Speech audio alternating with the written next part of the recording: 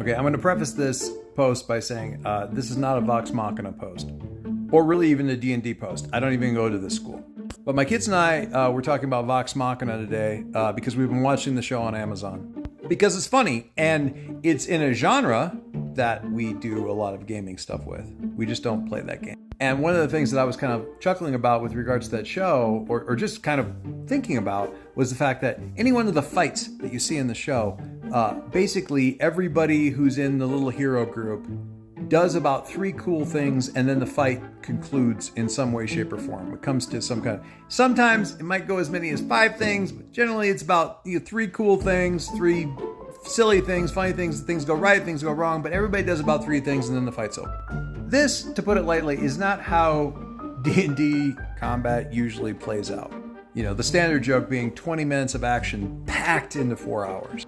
But that 3 actions and then things come to a head kind of reminded me of something. Specifically, it reminded me of a game that the kids and I have been playing a lot. Let me show you. Just kind of going through this really quickly. The idea is that combat should have 3 main stages. 1, instigation. Should we fight this thing? 2, execution. How's the fight going? 3, conclusion. Well, that was a good/bad idea. Okay? With me so?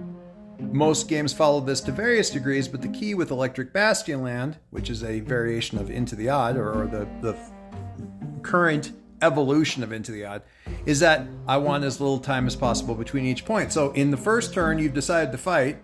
In the second turn, based on how well it's going, you decide to carry on or change your plan. Turn 3, by now, one side's probably won.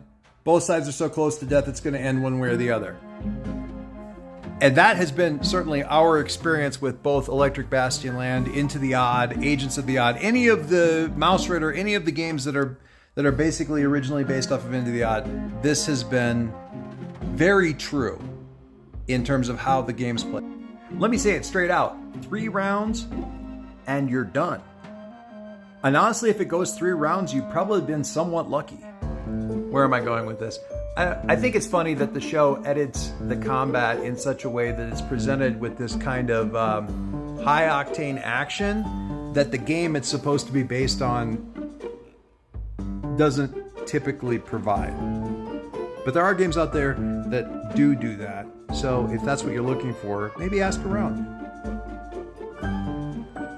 You might be happier. Follow me for more recipes.